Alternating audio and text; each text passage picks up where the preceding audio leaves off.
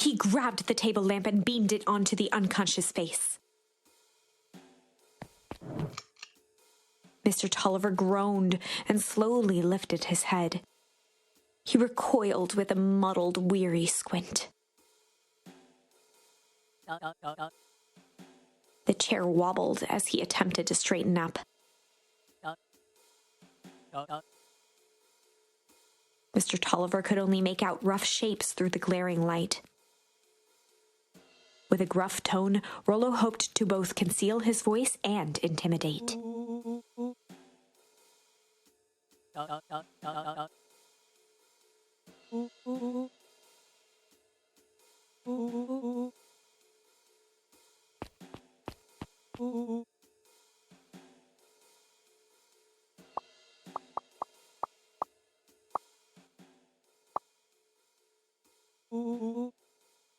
The doubtful expression on Beck and Luka's faces transformed into awe.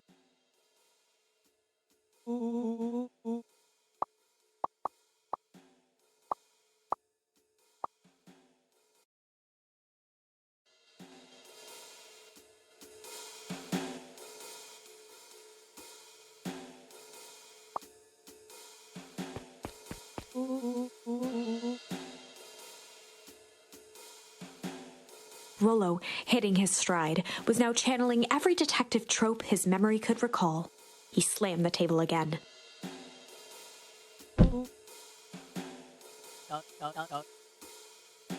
Mr. Tolliver's voice became desperate. He was nearly in tears.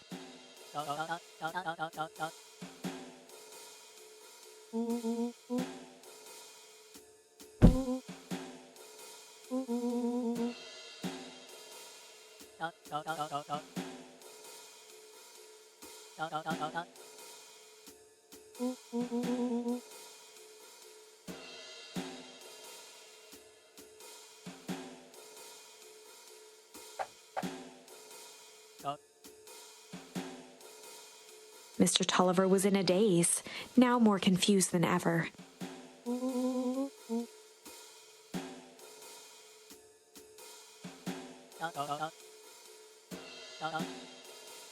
He shook his head, feeling more and more dizzy.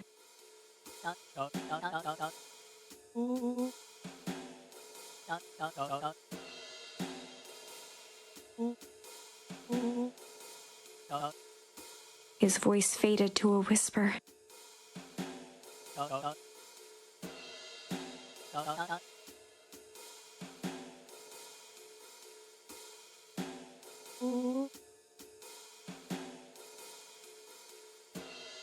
With that, Mr. Tolliver passed out cold. Rollo swung around with a repentant grimace.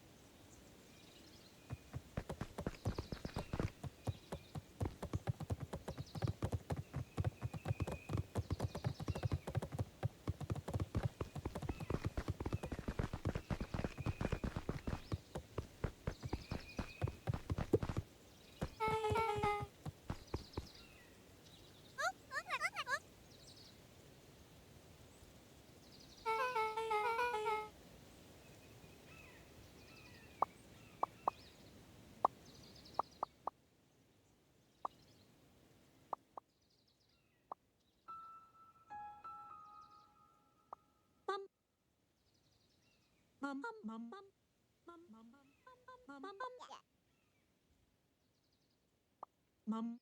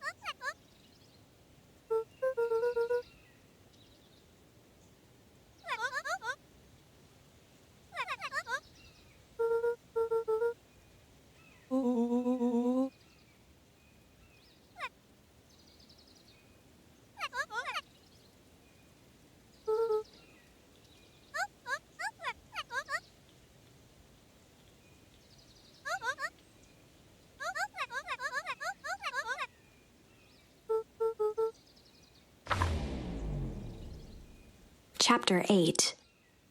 6 feet under, 3 towns over. The kids spent the rest of the afternoon combing through dusty piles of old county records, desperately searching for anything that could help them make sense of Mr. Tolliver's cryptic utterance.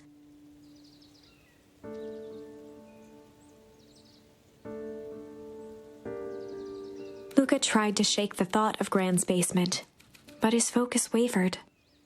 Explosives, messages hidden in jam, dossiers on various town figures, and a corkboard threaded with photos.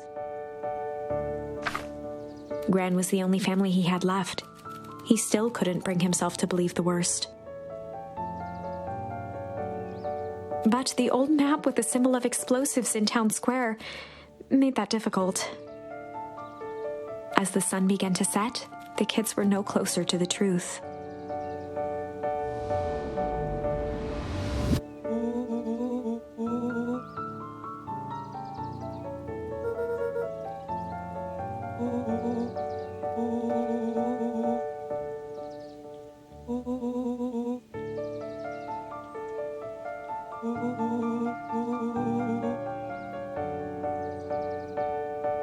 Rollo shut his book with an assertive nod.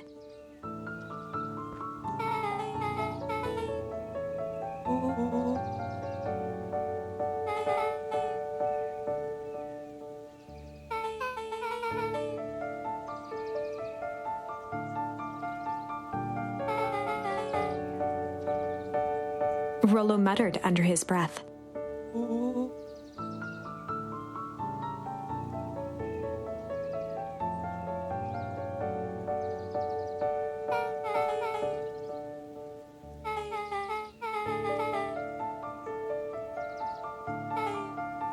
Beck slammed her finger down on the open page before glancing down to read.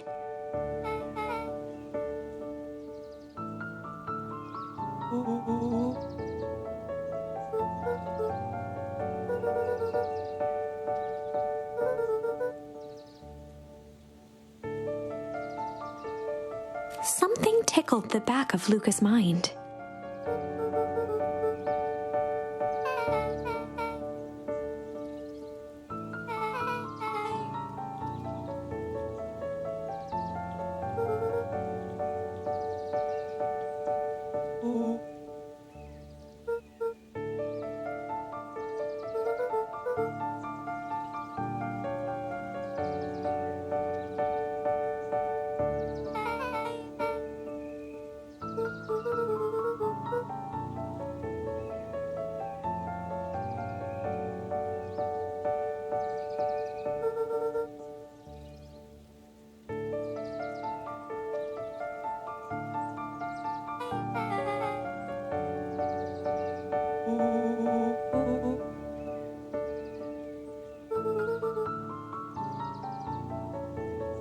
The question hung in the air.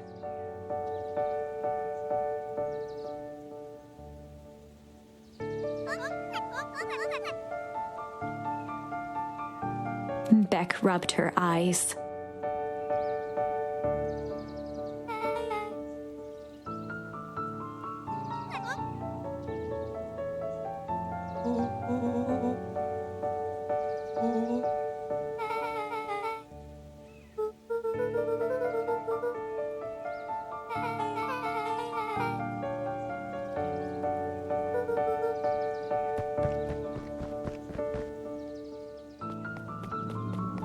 Luka's heart was pounding as he approached the house. If he was lucky, Gran, or whoever it was, hadn't gotten back yet. And of course, there was Mr. Tolliver tied up and unconscious in the basement. Dealing with him would be the first order of business. Luka shook out his arms to calm his nerves before entering.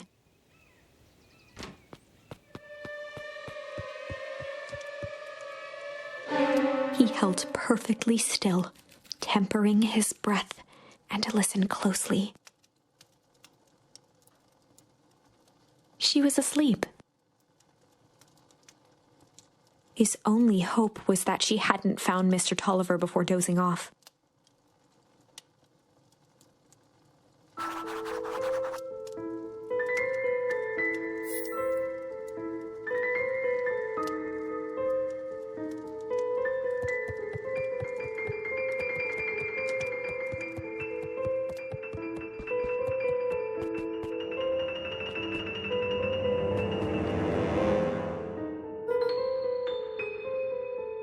Sir Tolliver was nowhere to be seen.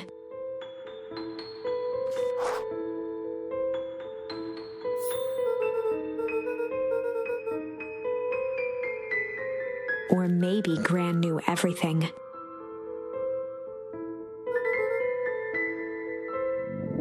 Luka's hungry stomach groaned. Not realizing it, he'd gone the entire day without eating.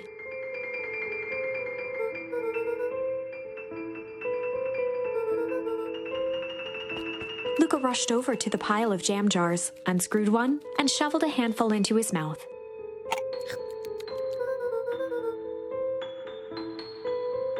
He flipped the lid to read the label.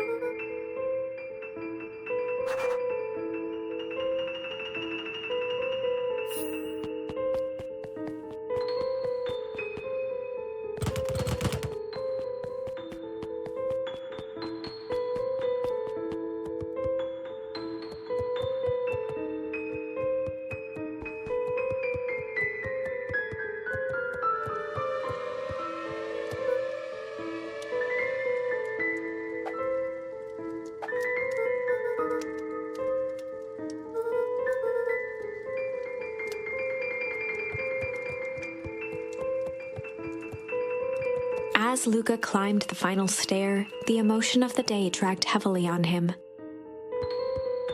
With each consecutive step, his legs weakened. His stride began to falter. He tried to grab for the railing to steady himself.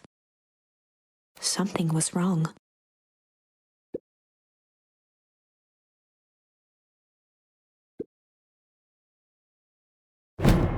Luka groaned and tried to move. His limbs might as well have been bolted to the ground.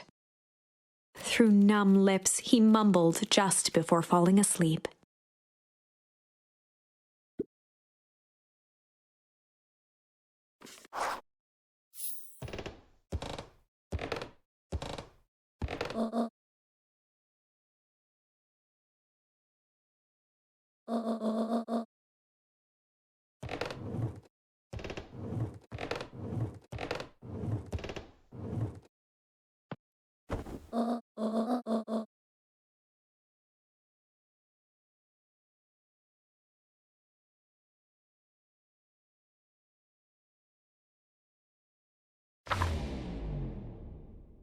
Chapter 9. A speech to end all speeches. Luka awoke to find himself face down in bed. He moaned into his pillow. Why would Gran drug him?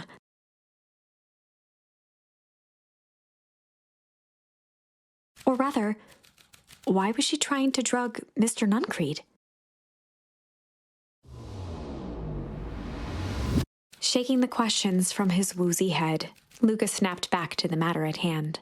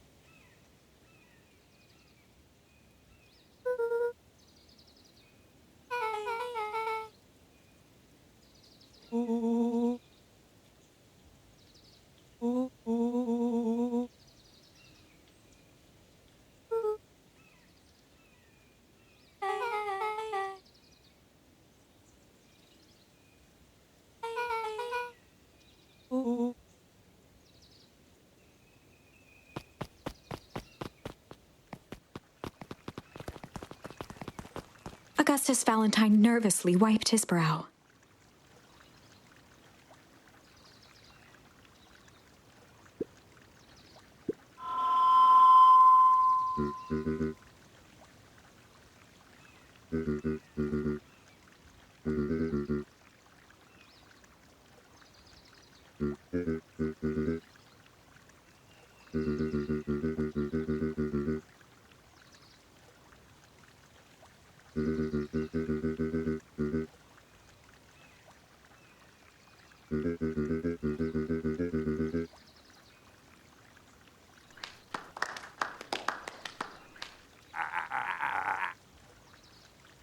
Gus cleared his throat and awkwardly loosened his tie.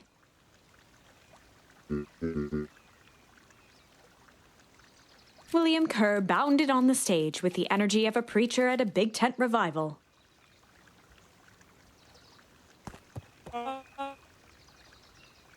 He gave Gus a hearty slap on the back and motioned him off the stage.